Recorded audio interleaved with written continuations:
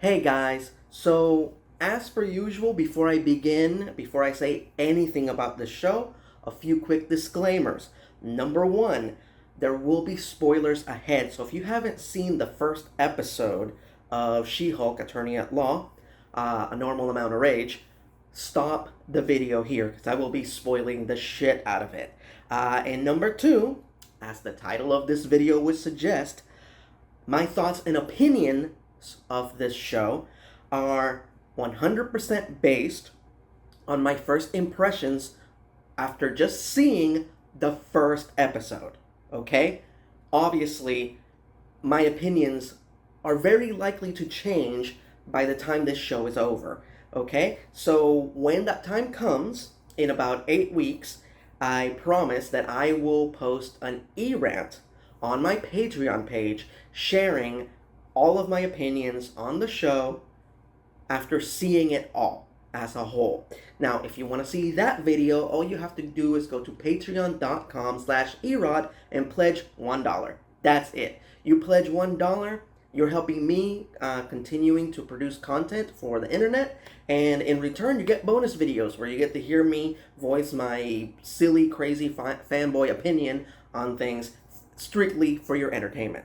There you go. Can't beat that with a wooden stick. Anyway, so let's move on. Let's officially talk about this show.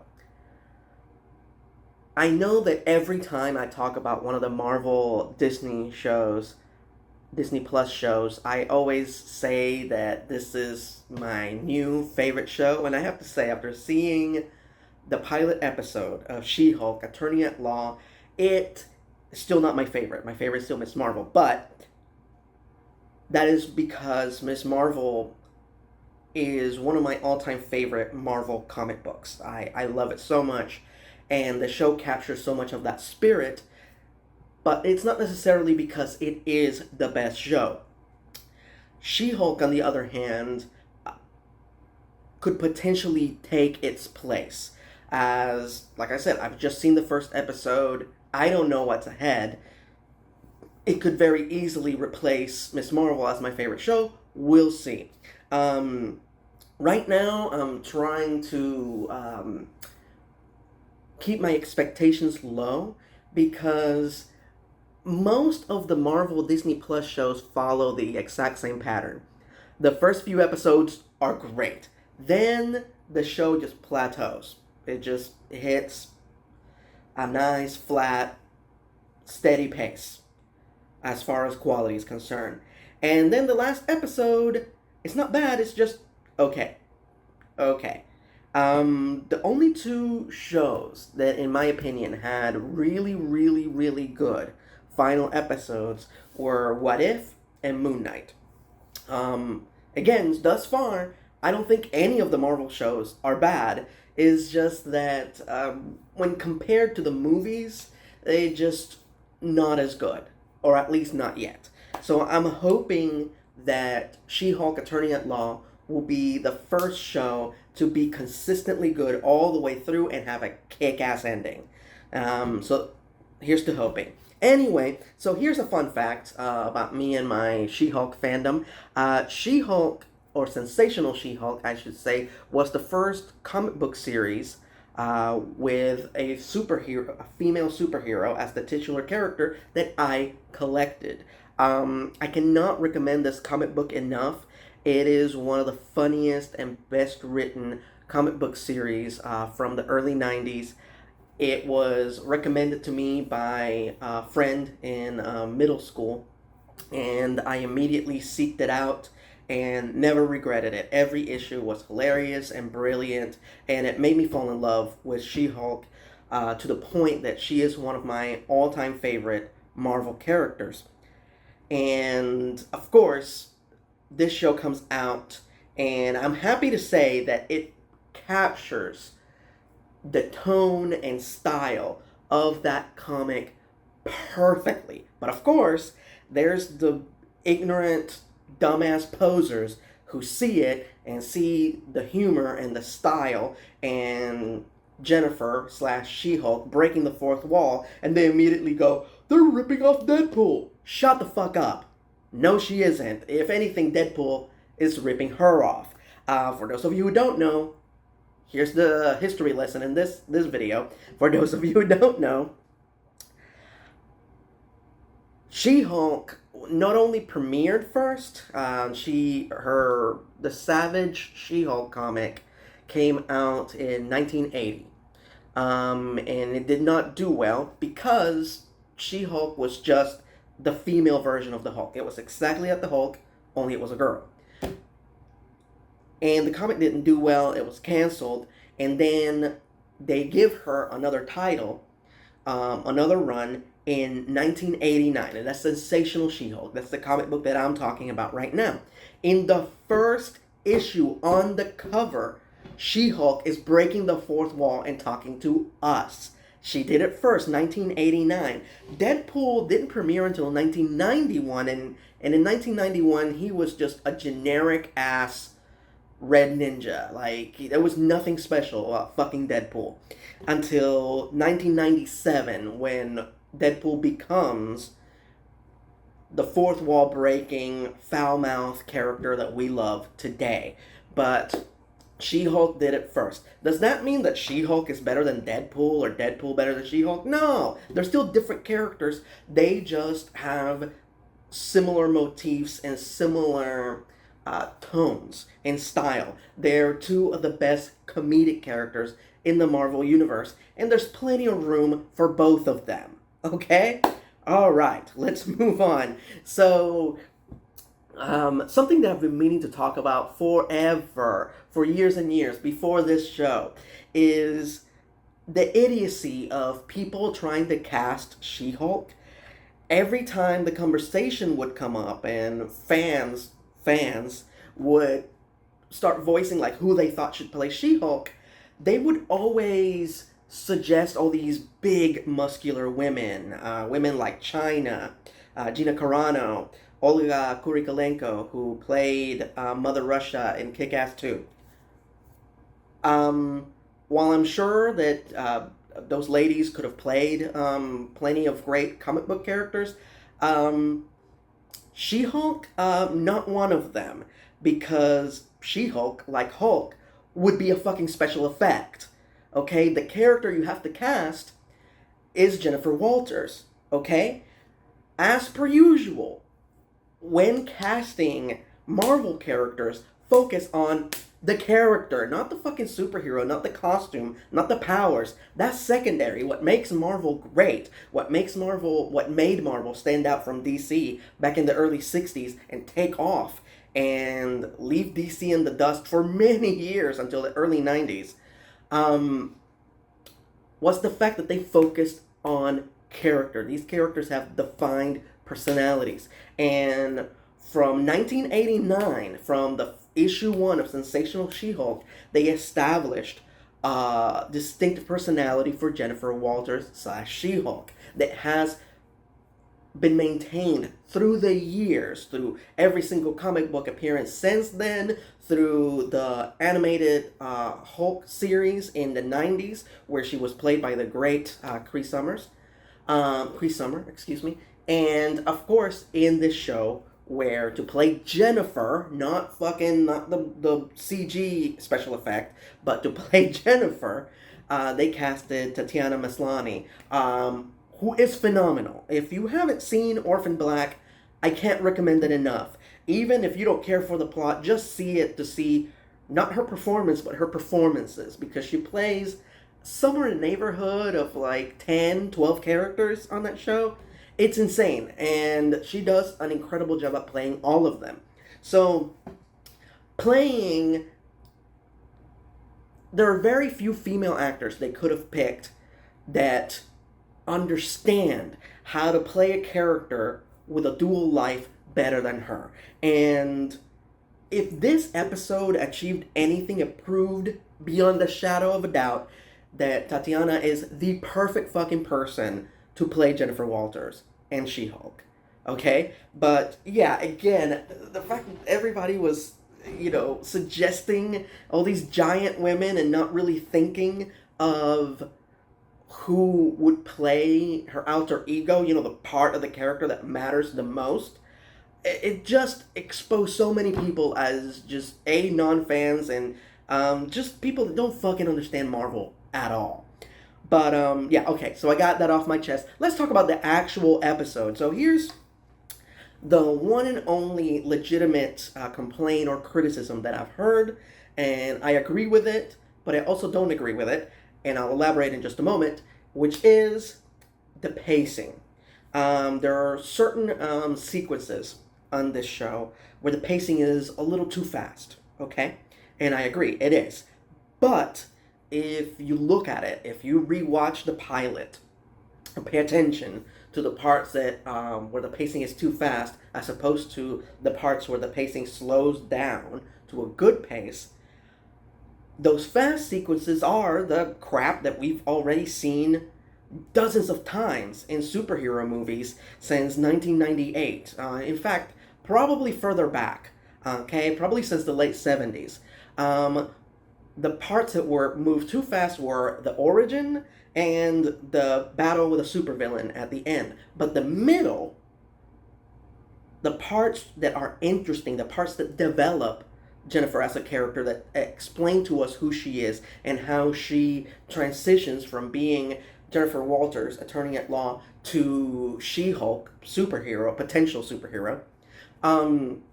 Those parts had a really good pace. The parts that showed us shit that we've never seen before. We've never seen a superpowered hero get powers, be trained by a more famous superhero, only to say, hey, I don't want to be a superhero. I'm good. I'm just going to go back to my regular life and to my regular day job. I'm good. Thank you. All that sequences. And let me tell you something. That is some of the best content.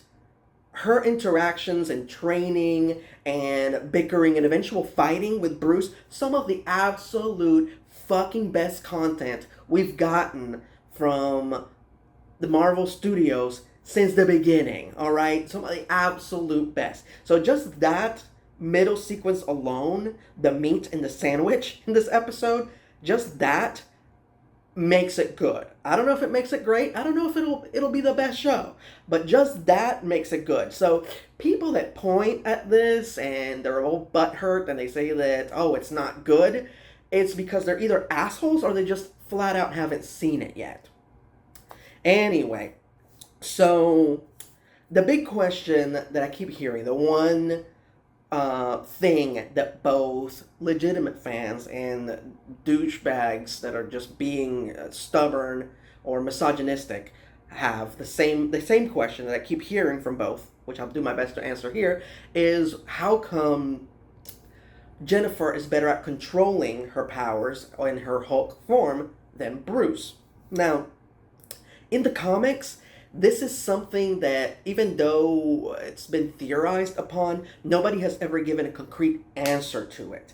It's always been open-ended. It's always been up to the fans to theorize why Jennifer can control it and maintain her her mind, her common sense while she's in a Hulk form, as opposed to Bruce, who just turns into a crazy, angry monster.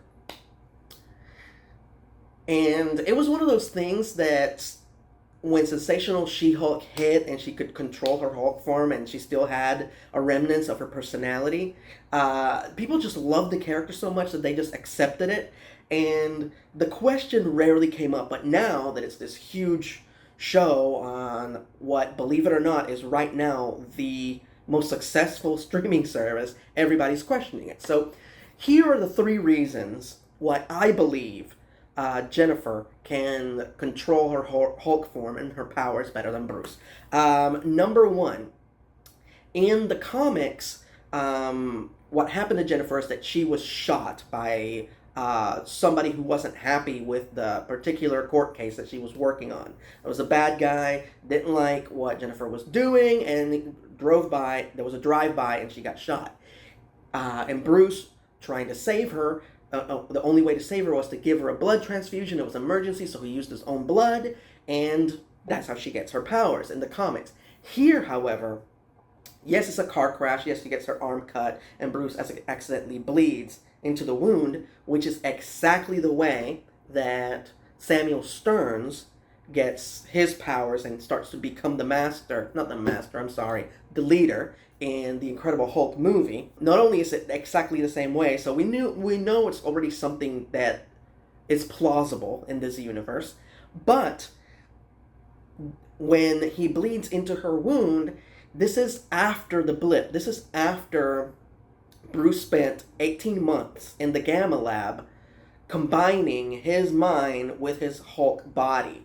Okay? So his constitution, his makeup, his DNA, his blood, everything has changed so a human being can control his Hulk form. That's the Hulk blood that went into Jennifer's body. So that's the reason why I believe, that's the first reason why I believe her version of her Hulk is more advanced than Bruce, because it comes from blood that has already been enhanced. So Bruce can have the Hulk body and maintain and still keep his consciousness.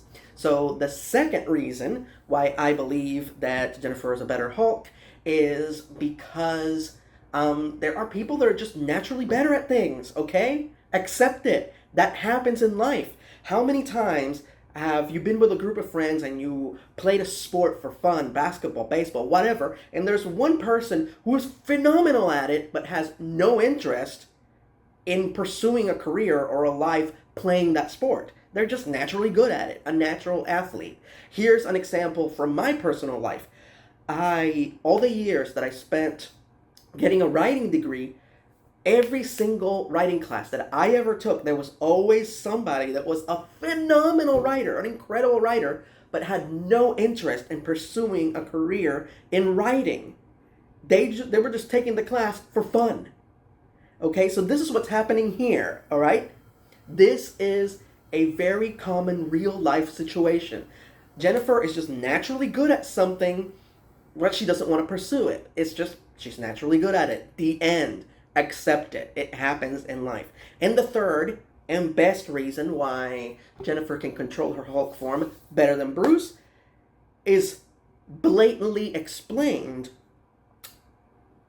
through that amazing monologue where the two of them are, trying to do their meditation for the day, and Jennifer explains that she's better at controlling her temper and controlling her emotions because as a woman, she is expected to do it infinitely more than a man. And man, what a powerful monologue. And I love it not just because it's so beautifully delivered by Tatiana, not just because it's shit that needs to be said and needs to be heard on such a huge platform as the Marvel Cinematic Universe, which is the biggest franchise in the world right now, but because, oh my god, does it expose douchey, narrow-minded, ignorant, asshole, sexist dirtbags.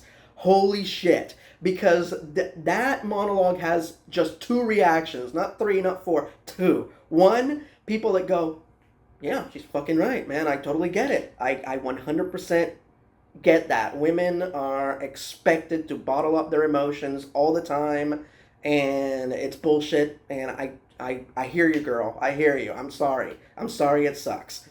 To,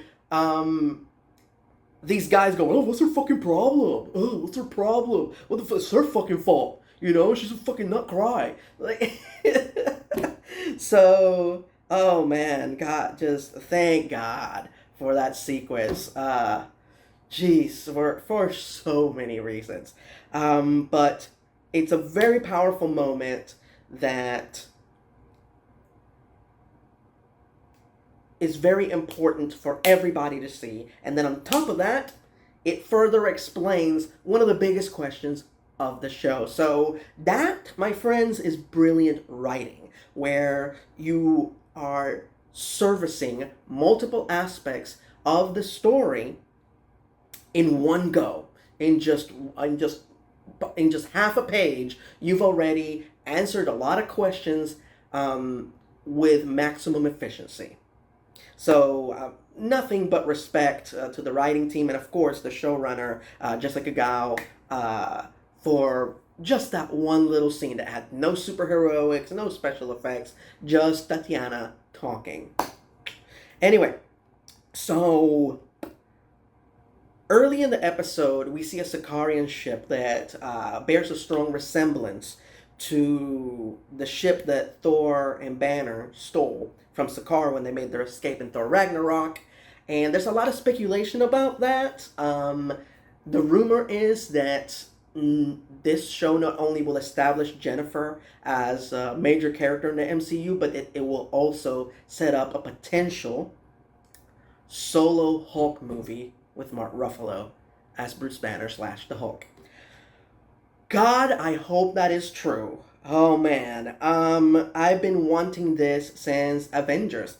I've been wanting this for 10 years. Mark Ruffalo has been playing Banner and the Hulk for 10 years. It's so overdue. Most of you, of course, know that it didn't happen earlier because Universal had the movie rights to the Hulk. So while Marvel Studios could use the Hulk in their movies, they could never make a solo movie with the character. But thankfully, thank freaking God, the rights expired, and that's the reason why they could use General Thunderbolt Ross in Captain America Civil War. It's the reason why they can use Abomination again, and he could appear in Shang-Chi and in future episodes, in upcoming episodes of this show. It's the reason why Namor can appear in Black Panther Wakanda Forever. They also had the rights to Namor, believe it or not. And it's the reason why they can make this show with She-Hulk, okay? So we know, based on all of that, that they are 100% capable of making a Hulk movie or show without legal repercussions. We know this, okay? We're just at the edge of our seats wondering, are they going to do it? Are they going to pull the trigger on this? Are they going to finally give Mark Ruffalo's version of the Hulk his own show, his own movie, his own anything? So there's a strong theory that's going to happen, and I feel that the Sicarian ship showing up and all the throwbacks to Thor Ragnarok are a setup for that. And what will be the premise of this movie? I think it's going to be World War Hulk, but I think it's going to be different. I don't think it's going to be, because in the comic, for those of you who don't know, after the Illuminati put Hulk in a rocket and they shot him into space and he landed on Sakaar where he becomes a warrior, that ship then explodes and kills everybody that the Hulk cared about, everybody on the planet. So the Hulk comes back to Earth seeking revenge, and that initiates another great, Hulk miniseries called World War Hulk, where Hulk comes back with a bunch of badass warriors, and he basically almost takes over the planet and gets his revenge on the Illuminati. But I think it's going to be different. I think instead of Hulk attacking the planet, I don't think it's going to happen like that. I think his son, Hulk's illegitimate son, Scar, is going to come to Earth, and he's going to be wanting retribution, and he's the one that's going to clash with Banner. I think in those 2 years that Bruce was completely unaware of what the Hulk was doing on Sakaar, he conceived a son.